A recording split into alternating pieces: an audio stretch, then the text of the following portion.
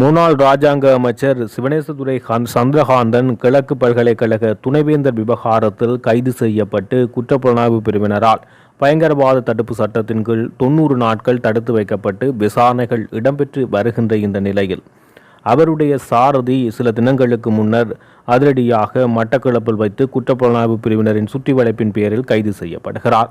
பிள்ளையானின் வாக்குமூலங்களை அடிப்படையாக வைத்து அவருடைய சாரதி கைது செய்யப்பட்டார். தற்போது சாரதியை குற்றப்புலனாய்வு பிரிவினர் விசாரணைக்குட்படுத்தியுள்ள நிலையில் அவர் வாயை திறந்துள்ள நிலையில் பல்வேறு விடயங்கள் தற்பொழுது அம்பலமாகியுள்ளது.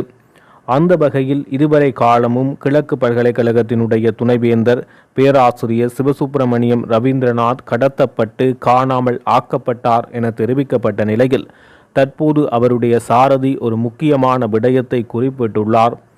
கிழக்கு பல்கலைக்கழக துணைவேந்தர் எம்மால் கடத்தப்பட்டு காணாமல் ஆக்கப்பட்டார். அவரை கொலை செய்ததாக தற்பொழுது அவர் வாக்குமூலம் வழங்கியுள்ளார்.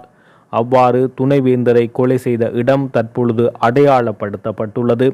அந்த இடத்தை அடிப்படையாக கொண்டு அதனுடன் தொடர்புடையவர்கள் சம்பந்தமாக அடுத்த கட்ட விசாரணைகள் குற்றப்புலனாய்வு பிரிவினர் மேற்கொள்ள தயாராகி வருகின்றனர். இந்த நிலையில் மேலும் அதிர்ச்சிகரமான சில விடயங்கள் வெளியாகியுள்ளது. அதாவது பிள்ளையான் குழுவுடன் இன்னும் ஒரு முக்கியமான குழு இவருடைய கொலை சம்பவத்துடன் நேரடியாக தொடர்பு பட்டிருப்பதாக அந்த சாரதி வாக்குமூலம் வழங்கியுள்ளார். ஆனால் அந்த குழு தொடர்பான விடயங்களை தற்போது குற்றப்புலனாய்வு பிரிவு இரகசியமாக பாதுகாத்து வைத்துள்ளது. எனவே இந்த விடயத்தில் குற்றப்புலனாய்வு பிரிவினர் ஒரு அறிக்கையை நீதிமன்றத்தில் சமர்ப்பிக்க உள்ளனர். அந்த அறிக்கையில் பிள்ளையானும் கருணாவும் விடுதலை புலிகள் அமைப்பிலிருந்து பிரிந்த பின்னர் உருவாக்கப்பட்ட தமிழ் மக்கள் விடுதலை புலிகள் கட்சியின் குழுவினர்கள் நேரடியாக இந்த கடத்தலில் பங்கெடுத்துள்ளதற்கான அனைத்து ஆதாரங்களும் தற்போது குற்றப்புலனாய்வு பிரிவினர் திரட்டியுள்ளதாக தெரிவிக்கப்படுகிறது.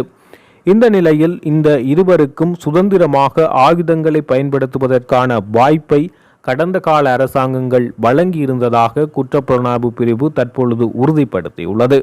2006 டிசம்பர் மாதம் 15 பேராசிரியர் சிவசுப்பிரமணியம் ரவீந்திரநாத் கொழும்பில் நடைபெறுகின்ற ஒரு மாநாட்டில் கலந்து கொண்டு விட்டு வீடு திரும்பிக் கொண்டிருக்கின்ற போது அவர் கடத்தப்படுகிறார். இந்த கடத்தலை செய்தவர்கள் தமிழ் மக்கள் விடுதலை புலிகள் கட்சியினுடைய குழுவினர் என தற்பொழுது அவருடைய சாரதியினுடைய வாக்குமூலத்தினூடாக தெளிவுபடுத்தப்பட்டுள்ளது. சமகால அரசாங்கங்கள் ஆட்சிக்கு வந்த பிறகு விசாரணைகள் மழுங்கடிக்கப்பட்டதாகவும் தற்பொழுது குற்றப்புலனாய்வு பிரிவு தனது அறிக்கையில் உள்ளடக்குகிறது. உயிர்த்த ஞாயிறு தாக்குதல் கொடூர சம்பவம் இடம்பெற்று 6 வருடங்கள் நிறைவடைந்துள்ள நிலையில் நேற்றைய தினம் அது தொடர்பாக ஜனாதிபதி அனுரகுமார திசாநாயக்க தீர்க்கமான ஒரு கருத்தை வெளியிட்டுள்ளார்.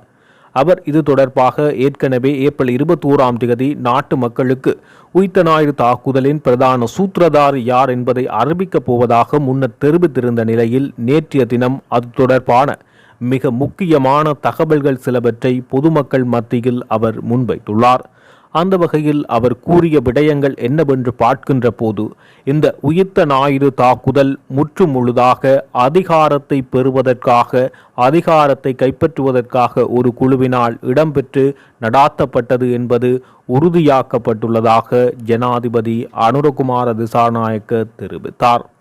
அத்துடன் இந்த உயிர்த்த ஞாயிறு தாக்குதல் விவகாரத்தில் அநேகமாக தாங்கள் முக்கிய சூத்திரதாரியை நெருங்கியுள்ளதாகவும் கடந்த கால அரசாங்கங்களில் தங்களுக்கு எதுவும் தெரியாது என கூறிய சாட்சியாளர்கள் தற்போது தாமாகவே முன்வந்து பல்வேறு உண்மைகளை வெளிப்படுத்துவதாகவும் மிகவும் ஆரோக்கியமான முறையில் இந்த உயிர்த்த ஞாயிறு தாக்குதல் விவகாரம் ஆரோக்கியமான பாதையிலும் அனைவரும் எதிர்பார்த்த பாதையிலும் மிகவும் விரைவாக துரிதமாக செல்வதாகவும் இன்னும் சில தினங்களில் அந்த முக்கிய சூத்திரதாரி யார் என்பதை நான் பகிரங்கப்படுத்த தயாராக இருப்பதாக அனுரகுமார திசாநாயக்க நாட்டு மக்களுக்கு பகிரங்கமான ஒரு அறிவிப்பை தற்போது விடுத்துள்ளார். வீதிகளை மறித்து போராட்டம் நடத்தியே ஜனாதிபதியாக வந்தவர் முன்னாள் ஜனாதிபதி ரணில் விக்ரமசிங்க எனவும் அவ்வாறு போராட்டம் நடாத்தி ஆட்சியை பெற்றவர் இன்று அவருக்கு எதிராக போராட்டம் இடம்பெற்றதற்காக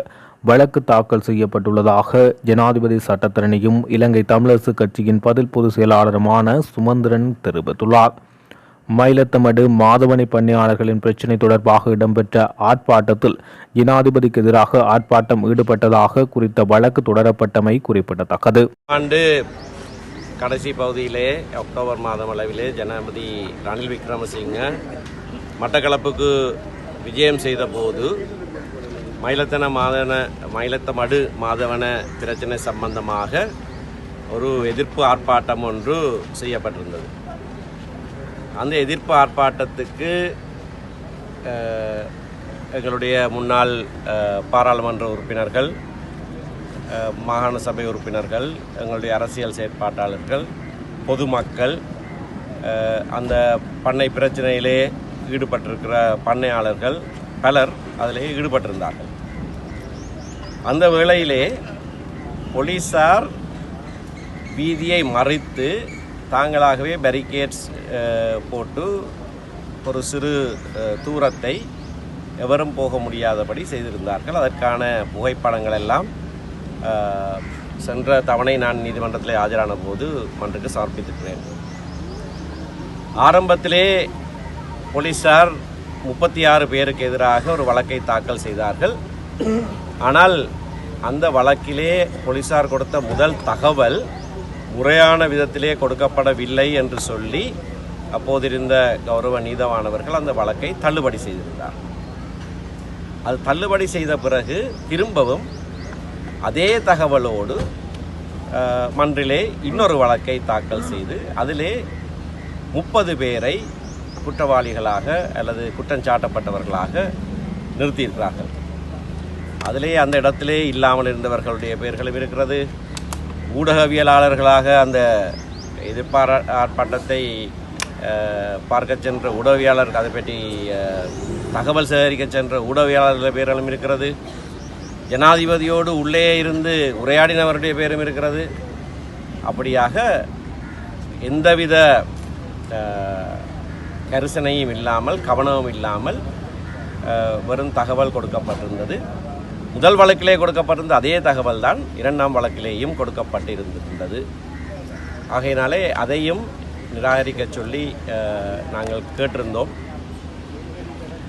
அந்த வழக்கை விசாரித்த நீதவானவர்கள் இடம் மாறி சென்ற பிறகு வேறு இடத்திலே இருந்து அவர் தன்னுடைய உத்தரவை அனுப்பியிருந்தார். அந்த கட்டளையிலே வழக்கை தொடர்ந்து நடத்த முடியும் என்று கூறியிருக்கிறார். அதைத் தொடர்ந்து குற்றப்பத்திரிகை ஒன்று சமர்ப்பிக்கப்பட்டிருக்கிறது. குற்றப்பத்திரிகையிலே சொல்லப்பட்ட ஒரே ஒரு குற்றச்சாட்டு, தேசிய நெடுஞ்சாலைகள் சட்டத்தின் கீழே மக்கள் வீதியிலே போக்குவரத்தை தடுத்தார்கள் என்பதுதான். இன்றைய தினம் இந்த வழக்கு விசாரணைக்கு என்று எடுத்துக்கொள்ளப்பட்ட போது முதல் சில சாட்சிகளாக பெயரிடப்பட்டவர்கள் மன்றிலே சமமாக இருக்கவில்லை. தேர்தல் காலத்தினாலே வெவ்வேறு பணிக்காக அவர்கள் வேறு இடங்களுக்கு சென்றிருக்கிறார்கள் என்று தகவல் கொடுக்கப்பட்டது. 6வது 7வது சாட்சிகள் சமமாக இருக்கிறார்கள், வழக்கை எடுத்து நடத்த முடியும் என்றும் சொல்லப்பட்டது.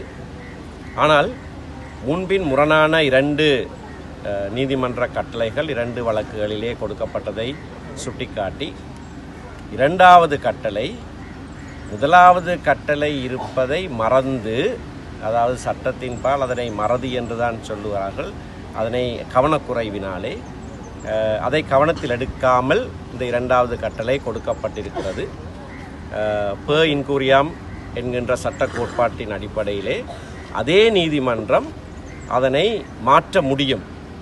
ஆகையினாலே இன்றைய தினம் கௌரவ நீதவான் அவர்களுக்கு நான் செய்த சமர்ப்பணத்திலே 2வது கட்டளை, அதாவது இந்த வழக்கை தொடர்ந்து கொண்டு நடத்த முடியும் என்று சொன்ன கட்டளை, ப இன்கூரியாம் கட்டளை, அதனை மன்று மாற்றி அமைக்க வேண்டும், இந்த வழக்கை தள்ளுபடி செய்ய வேண்டும் என்கின்ற சமர்ப்பணத்தை செய்திருக்கிறேன். அதற்கு மேலதிகமாக ஒரு சிறு விடயம், வீதியை போராட்டக்காரர்கள் மறித்தார்கள் என்று சொல்வது சிறு விடயம், நாளாந்தம் எங்களுடைய நாட்டிலே நடக்கிற ஒரு விடயம். இன்னொரு சட்ட கோட்பாடு இருக்கிறது, டே மினிமிஸ் நான் கியூரட் லெக்ஸ். சட்டம் சிறு சிறு விடயங்களை கருத்தில் எடுக்காது. பாடசாலையிலே மாணவன் ஒருவன் இவர் என்னை நுள்ளினார், என்னுடைய மேசையிலே தன்னுடைய புத்தகத்தை வைத்து விட்டார் என்று சொல்வதையெல்லாம் வழக்கு போட்டு தண்டிப்பதில்லை. அப்படியான சிறிய விடயங்களுக்கெல்லாம் வழக்கை பதிவு செய்து 30 பேர், அதிலேயும் 3 முன்னாள் பாராளுமன்ற உறுப்பினர்கள், ஒரு முன்னாள் மாகாண சபை உறுப்பினர், ஊடகவியலாளர்கள், பொறுப்பிலே பல பொறுப்புகளிலே இருக்கிறவர்கள், அங்கே அன்றைய தினம் போகாமல் இருந்தவர்கள், எல்லாருடைய நேரத்தையும் வீணடித்து, எல்லாவற்றுக்கும் மேலாக நீதிமன்றத்தினுடைய நேரத்தையும் வீணடித்து இந்த வழக்கை தாக்கல் செய்திருக்கிற காரணத்தினாலே அது தள்ளுபடி செய்ய வேண்டும் என்றும் சொல்லியிருந்தேன். இன்னொரு விடயம், வீதியை மறைத்து போராட்டம் செய்தார்கள் என்ற குற்றச்சாட்டு ஒரு வினோதமான குற்றச்சாட்டு. ஏனென்றால் ரணில் விக்ரமசிங்கே இங்கே வருகிற போதுதான் அப்படி செய்தார்கள் என்று சொல்லப்படுகிறது. ரணில் விக்ரமசிங்கவே ஜனாதிபதியாக வந்ததே வீதி மறைத்து தலைநகரிலே பல போராட்டங்கள் நடத்தின காரணத்தினால் தான். ஆகவே இப்படியான வினோதமான புதிய சிந்தனைகளிலே வழக்குகளை தாக்கல் செய்து நீதிமன்ற நேரத்தை வீணாக்கக்கூடாது என்ற சமர்ப்பணத்தையும் செய்திருக்கிறேன். என்னுடைய சமர்ப்பணங்களை செவிமடுத்த கௌரவ நீதவானவர்கள் வருகிற ஏப்ரல் மாதம் 30ஆம் தேதிக்கு இது சம்பந்தமான ஒரு கட்டளையை இடுவதாக வழக்கை ஏப்ரல் 30ஆம் தேதிக்கு தேதியிட்டிருக்கிறார். உயிர்த்த ஞாயிறு தொடர்பாக தேசிய மக்கள் சக்தி நீதியை பெற்றுத்தர மாட்டாது என பலரும் கூக்குரல் எழுப்ப ஆரம்பித்துள்ளனர். ஆனால் உண்மையான நீதியை சட்டத்துறை மூலம் பெற்றுக் கொடுப்பதற்கும் அதற்கான அறிக்கையை பாதுகாப்பு அமைச்சர் சமர்ப்பித்துள்ளார். அதற்கான பூர்வாங்க வேலைகள் நிறைவு பெற்றுள்ளது. வெகு விரைவில் குற்றவாளிகள் மக்கள் முன் நிறுத்தப்படுவார்கள் என தேசிய மக்கள் சக்தியின் பாராளுமன்ற உறுப்பினர் இளங்குமரன் ஒரு விசேட அறிவிப்பை விடுத்துள்ளார். இன்று ஈஸ்டர் தாக்குதல் தொடர்பாக பலர் கருத்துக்களை கூறிக்கொண்டு வருகிறார்கள். நாங்கள் நீதியை பெற்றுத்தர மாட்டோம் என்று.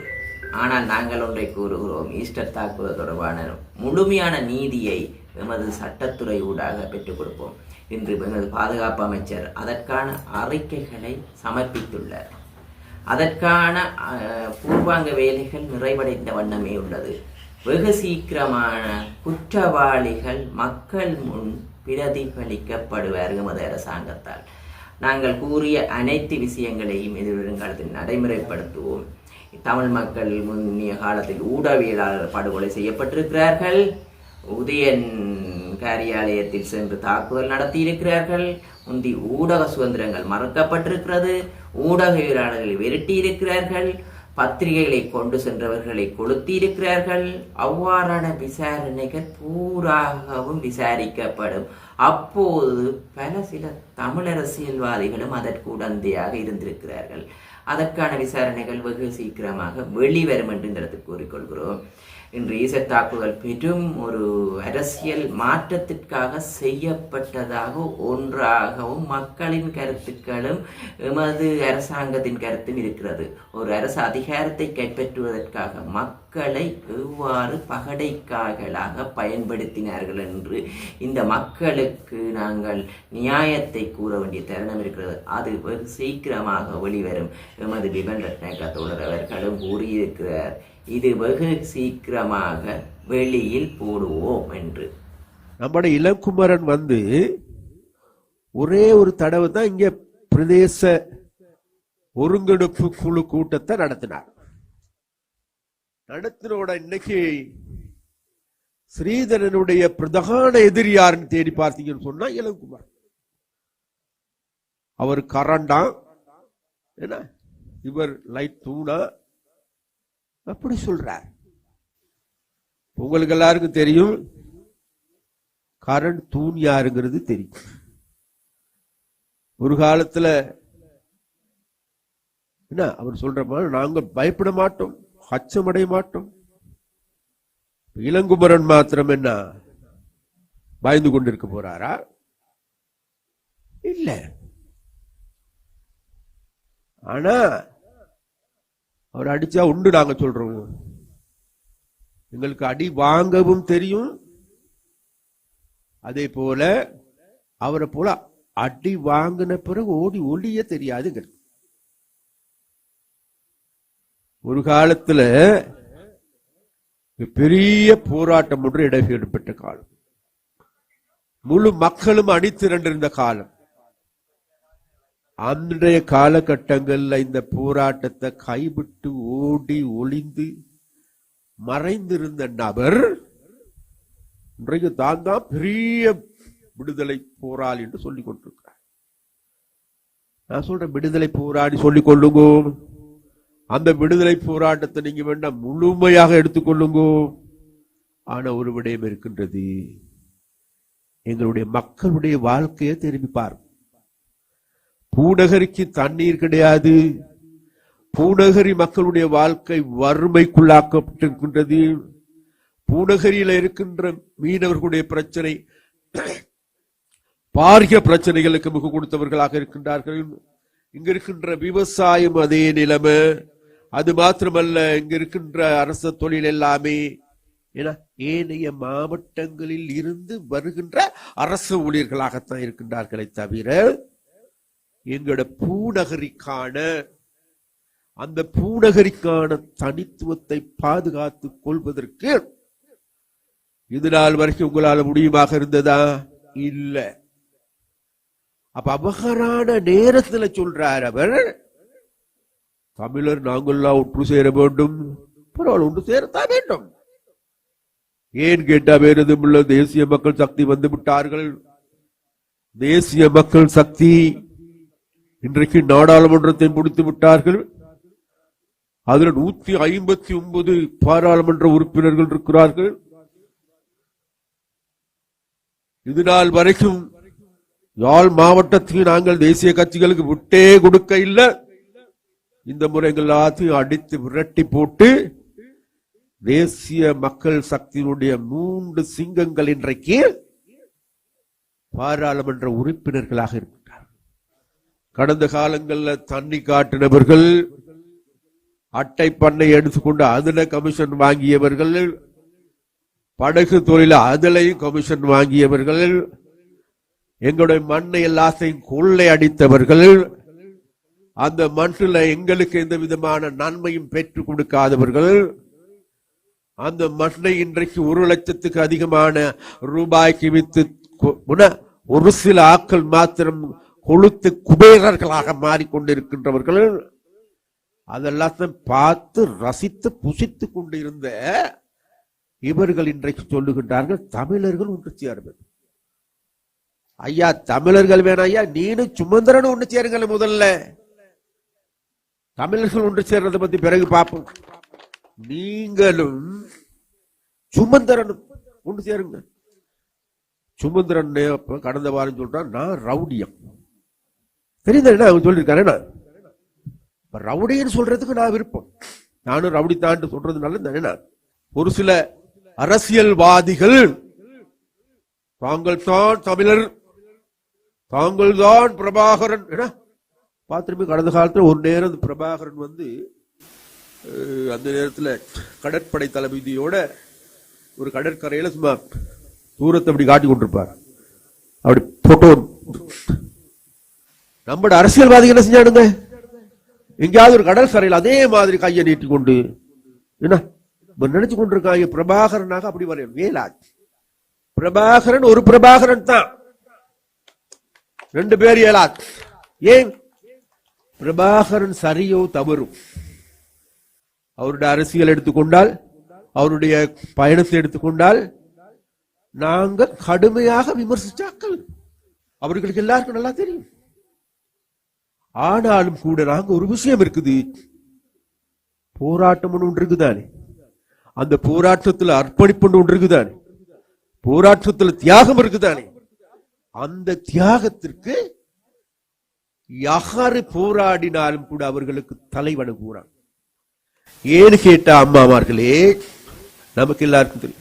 இந்த இடத்துல எடுத்துக்கொண்டாலும் சரி, அல்லது இந்த கிளாலி கடல் ஏரி எடுத்துக்கொண்டா பல்லாயிரக்கணக்கான எங்களுடைய இளைஞர்கள், யுவதிகள், பெண் போராளிகள் உடல்கள் மிதந்த இடம், இரத்தார் பெருக்கெடுத்து ஓடிய இடங்கள். அவ அந்த வகையில் அன்றைக்கு அவ்வாறான தியாகமிக்க போராட்டத்தை பார்த்து இன்றைக்கு கடந்த காலத்தில் கேளுங்கள் இந்த அரசியல்வாதிகள் கிட்ட, இதற்கு முன்னர் பாராளுமன்ற உறுப்பினருக்கு வாகன பெர்மிட் கிடைச்சு 4 கோடி 3 கோடிக்கு வித்தானு. கேளுங்க, உங்களுடைய ஆக்கள் வருகின்ற பொழுது நீ யாருக்கு பார் போமிட்ட வித்த, யாருக்கு கார் போமிட்ட வித்த என்று கேட்டு பாருங்களேன். ஒரு சிங்களவருக்கு. இன்னொருத்தருக்கு பெரிய மாளிகை ஒன்று கட்டி கொண்டிருக்கார் யாழ்ப்பாணத்தில். யார் வேலை செய்யறது? எல்லாம் சிங்கள ஊழியர்கள். வெளியில இங்க சிங்கள விடக்கூடாது, சிங்கள முஸ்லிய ஆதிக்கம் இருக்கின்றது என்ற வகையான கூற்றுக்களை முன்வைக்கின்றவர்களாக இருக்கின்றார். அதனால் நாங்கள் ஒரு விடயத்தை மாத்திரம் தெரிந்து கொள்ள வேண்டும், வேற விதமல்ல. அப்ப அந்த வகையான அர்ப்பணிப்பு தியாகங்களை செய்யறதுக்கு இங்க இருக்கின்ற எந்த ஒரு தமிழ் கட்சி அரசியல் தலைவருக்காவது இருக்குதா? கூட தேவையில்ல. தங்களுடைய சமூகத்துக்கு வழிகாட்டுறதற்கு அந்த அர்ப்பணிப்பு, அந்த தியாகங்கள் இருக்கின்றதா என்று தேடி பார்த்தால் கிடையாது.